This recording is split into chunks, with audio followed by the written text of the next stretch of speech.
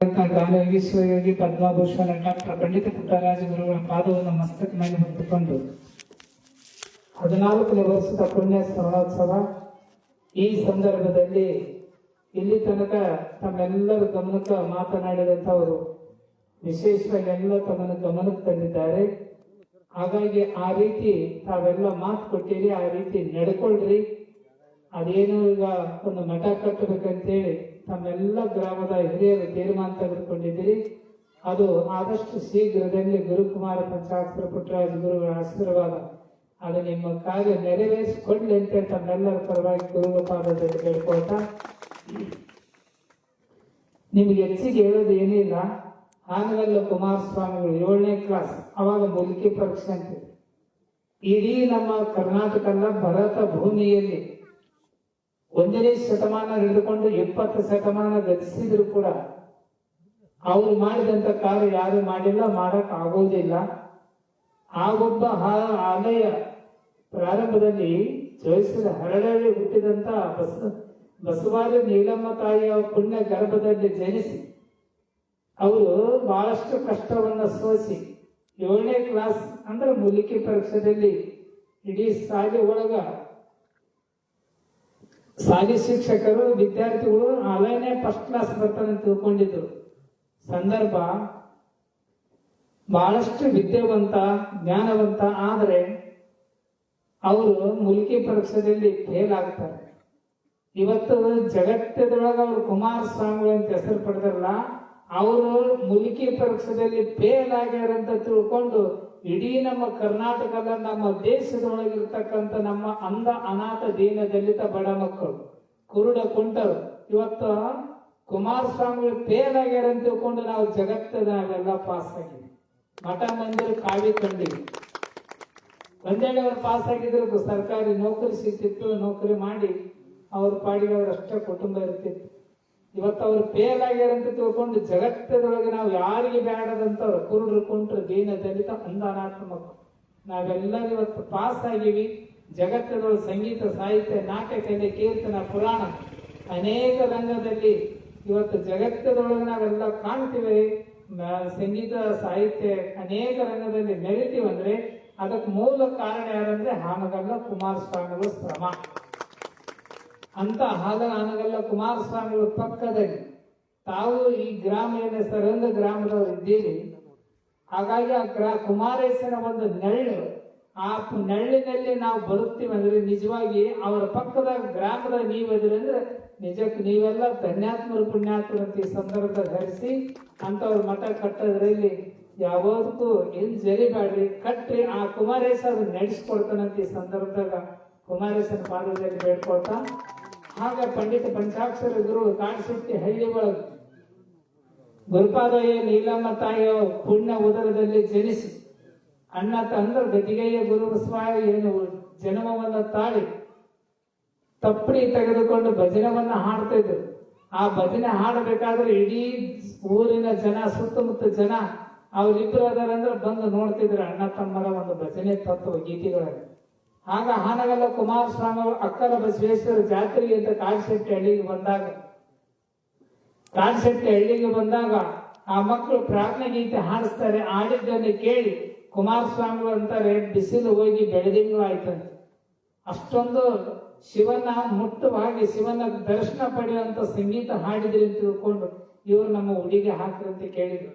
ಕುಮಾರಸ್ವಾಮಿಗಳು ಬಂಗಾರ, ಬೆಳ್ಳಿ, ಆಸ್ತಿ, ಅಂತಸ್ತು, ಸಂಪತ್ತು ಏನು ಕೇಳಿಲ್ಲ.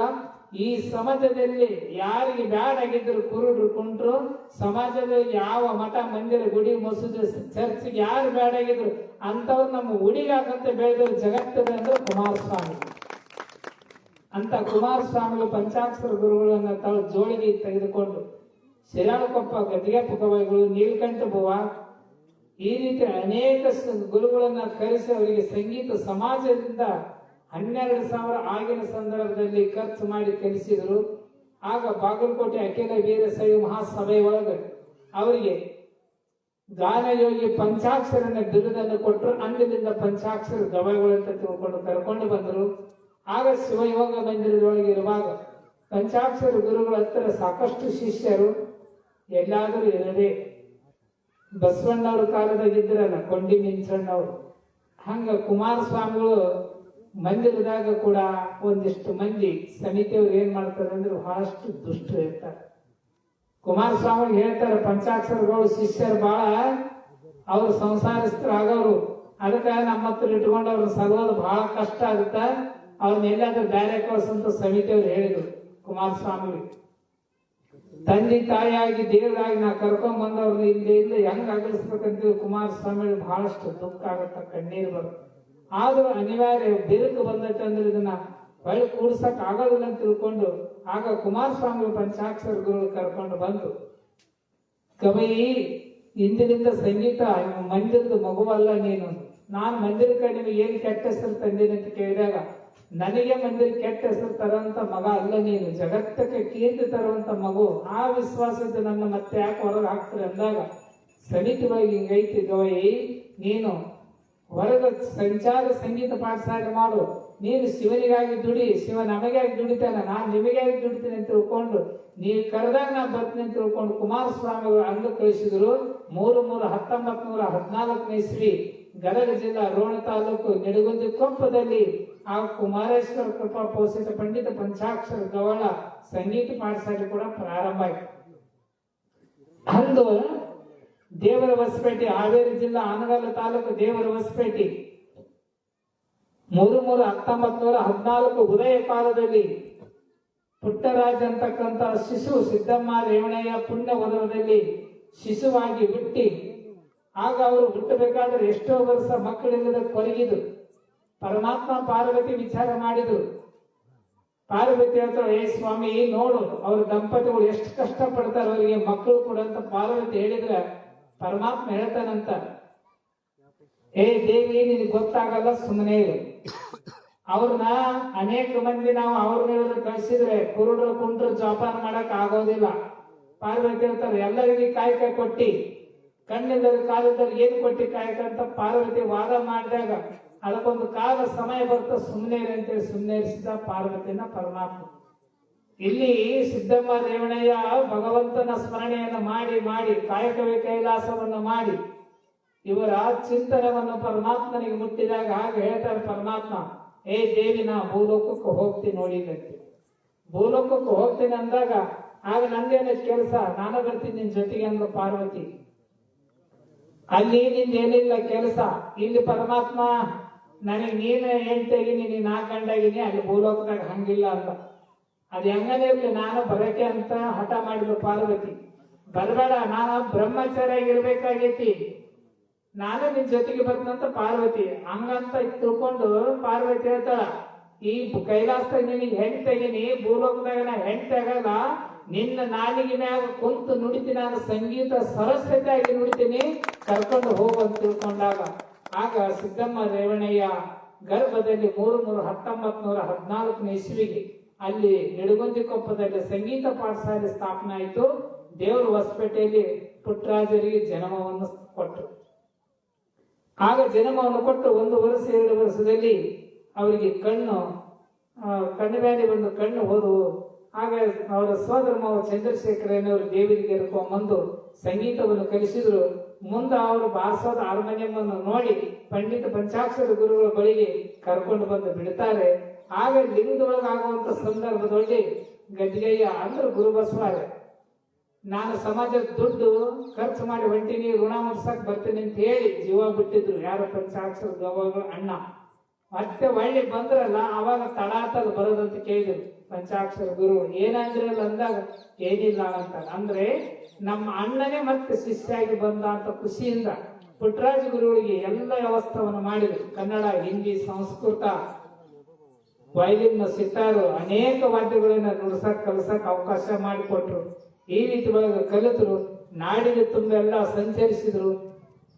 97 ವರ್ಷ ಪರ್ಯಂತರವಾಗಿ ಪುಟ್ಟರಾಜ ಅಜ್ಜವರು ಹಳ್ಳಿಗೆ ಏಕರಾತ್ರಿ, ಪಟ್ಟಣಕ್ಕೆ ಪಂಚರಾತ್ರಿ ಅನ್ನೋ ರೀತಿಯಲ್ಲಿ ಸಂಚರಿಸಿ ನಾಡನ್ನು ಸುತ್ತಾಡಿ ನಾಡಿನ ತುಂಬೆಲ್ಲ ಸಂಗೀತ, ಸಾಹಿತ್ಯ, ನಾಟ್ಯ ಕಲೆ, ಕರ್ನಾಟಕ ಅಲ್ಲ ಇಡೀ ಭಾರತ ಅಲ್ಲ ಅಂತಾರಾಷ್ಟ್ರದಲ್ಲಿ ಕೂಡ ಸಂಗೀತ ಸಾಹಿತ್ಯ ಜಗತ್ತ ತುಂಬ ಅರಳಿಸಿದವರಂದ್ರೆ ಅದು ಕುಮಾರೇಶ ಪಂಚಾಕ್ಷರ ಕರುಣೆ ಕಂಡ ಆದ ಪುಟ್ಟರಾಜ ಗುರುಗಳು ಅಂತ ಹೇಳಬಹುದು. ಅಂತ ಪಂಡಿತ ಪುಟ್ಟರಾಜ ಗುರುಗಳು ಅಚ್ಚುಮೆಚ್ಚಿನ ಅನೇಕ ಶಿಷ್ಯರು. ಇವತ್ತು ಯಾರಿಗೆ ಬೇಡದಂತ ಪಂಡಿತ್ ಎಂ ವೆಂಕಟೇಶ್ ಕುಮಾರ್ ಗವಾಳು ಅರ್ಜುನ್ ಸಾನಾಕೋರ್ ಹಿಡಿದುಕೊಂಡು ಒಬ್ರಲ್ಲ ಇಬ್ರಲ್ಲ ಲಕ್ಷಾಂತರ ಶಿಷ್ಯರಿಗೆ ತಯಾರು ಮಾಡಿ ಗದಗಿನಾಗ ಏನು ವೀರೇಶ್ವರ ಪುಣ್ಯಾಶ್ರಮ ಸ್ಥಾಪನೆ ಮಾಡಿ ಸುಮಾರು 1,47,000 ಶಿಷ್ಯರಿಗೆ ಸಂಗೀತ ಸಾಹಿತ್ಯ ನಾಟಕ ಕೊಟ್ಟಂತ ಈ ಸಮಾಜಕ್ಕೆ ಕೊಟ್ಟಂತ ಕೊಡುಗೆ ಅದು ಪಂಡಿತ್ ಪುಟ್ಟರಾಜ ಗುರುಗಳು ಕಟ್ಟಿದಂತ ವೀರೇಶ್ವರ ಪುಣ್ಯಾಶ್ರಮದ ಒಂದು ದೊಡ್ಡ ಸಮಾಜಕ್ಕೆ ಕೊಟ್ಟಂತ ಕೊಡುಗೆ. ಇವತ್ತು ಗುರುಕುಮಾರ ಪಂಚಾಕ್ಷರ ಪುಟ್ಟರಾಜ ಗುರುಗಳು ನಾವು ಎಷ್ಟು ಸ್ಮರಣೆ ಮಾಡಿದ್ರು ಕೂಡ ಕಡಿಮೆ, ಎಷ್ಟು ನೆನೆಸಿದ್ರು ಕೂಡ ಕಡಿಮೆ ಅಂತ ಈ ಸಂದರ್ಭದಲ್ಲಿ ತಿಳಿಸಿ ತಮ್ಮೆಲ್ಲರಿಗೂ ಕೂಡ ಗ್ರಾಮಕ್ಕೂ ಕೂಡ ಆಯುಷ್ಯ ಆರೋಗ್ಯ ಭಾಗ್ಯ ಎಲ್ಲ ಸಕಲ ಸಮೃದ್ಧಿ ಸಂಪತ್ತು ಕೊಟ್ಟು ಆ ಗುರುಕುಮಾರ ಪಂಚಾಕ್ಷರ ಪುಟ್ಟರಾಜಗಳು ಕೊಡ್ಲಿ ಅಂತ ಈ ಸಂದರ್ಭದಲ್ಲಿ ಬಯಸಿ ಓದುವ ಮಕ್ಕಳಿಗೆ ಒಳ್ಳೆ ಸಂಸ್ಕಾರ ಸಂಸ್ಕೃತಿಯನ್ನು ಕೊಡ್ರಿ. ಹಿರಿಯರಾದಂಥವ್ರು ಮಕ್ಕಳಿಗೆ ಅವಚಕ ಶಬ್ದಗಳು ಬೈಯೋದು ಕೂಡ ಮಕ್ಕಳಿಗೆ ಕಿವಿಗೆ ಬೀಳಬಾರ್ದು. ಹಂಗ ಸಂಸ್ಕಾರ ಸಂಸ್ಕೃತಿಯನ್ನು ಕೊಟ್ರೆ ಮಕ್ಕಳು ವಿದ್ಯಾವಂತರು ಬುದ್ಧಿವಂತರಾಗ್ತಾರೆ. ಮಕ್ಕಳು ಮನೆ ಬೆಳಗ್ತಾರೆ, ಊರು ಬೆಳಗ್ತಾರೆ, ಕೀರ್ತಿ ತರುವಂತ ಮಕ್ಕಳಾಗ್ತಾರೆ. ಅದಕ್ಕೆ ಆ ರೀತಿ ಒಳಗೆ ಎಲ್ಲ ನಡೆದುಕೊಳ್ಬೇಕು.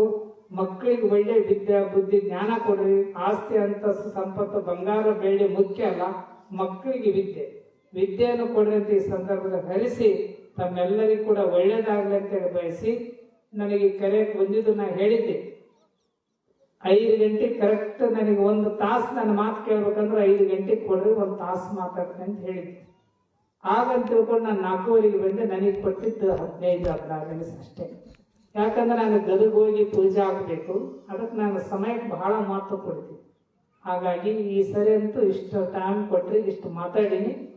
ನಿಮಗೆಲ್ಲರಿಗೆ ಆ ಗುರುಕುಮಾರ ಪಂಚಾಕ್ಷರ ಪುಟ್ಟರಾಜ ಗುರುಗಳು ಆಯುಷ್ಯ ಆರೋಗ್ಯ ಬಗ್ಗೆ ಕೊಡ್ಲಿ, ಗ್ರಾಮಕ್ಕೆ ಮಳೆ ಬೆಳೆ ಕೊಡ್ಲಿ, ವಿದ್ಯಾರ್ಥಿಗಳಿಗೆ ವಿದ್ಯೆ ಕೊಡ್ಲಿ. ಆ ಮಠ ಕಟ್ಟೋದು ನಿಮಗೆ ಶೀಘ್ರದಲ್ಲಿ ಆ ಮಠ ಕೂಡ ನಿರ್ಮಾಣವಾಗಲಿ. ಆದಷ್ಟು ಕುಮಾರೇಶ್ವರ ಕೃಪಾ ಪಂಚಾಕ್ಷರ ಗುರು ಪುಟ್ಟರಾಜ್ ಅವರು ಆಶೀರ್ವಾದ ಇರಲಿ. 14ನೇ ವರ್ಷದ ಪುಣ್ಯ ಸ್ಮರಣೋತ್ಸವ ಕಾರ್ಯಕ್ರಮದಲ್ಲಿ ಪ್ರಾರ್ಥನೆ ಗೀತೆ ಹಾಡಿದರು, ತಬಲಾ ಪ್ಯಾಡ್ ಸಂಗೀತ ಹಾಡಿದವರಿಗೂ ಹಾಗೂ ಇಲ್ಲಿ ತನ ಮಾತಾಡಿದಂತ ಅವರಿಗೂ ಎಲ್ಲರಿಗೂ ಕೂಡ ಕಮಿಟಿಯವರಿಗೆ ನಿಮಗೆ ವಂದಿಸಿ ನನ್ನ 2 ಮಾತನ್ನು ಗುರುಪಾದ ಕಳಿಸ್ತಾ ಇದ್ದೀನಿ. ಕಾರ್ಯಕ್ರಮದ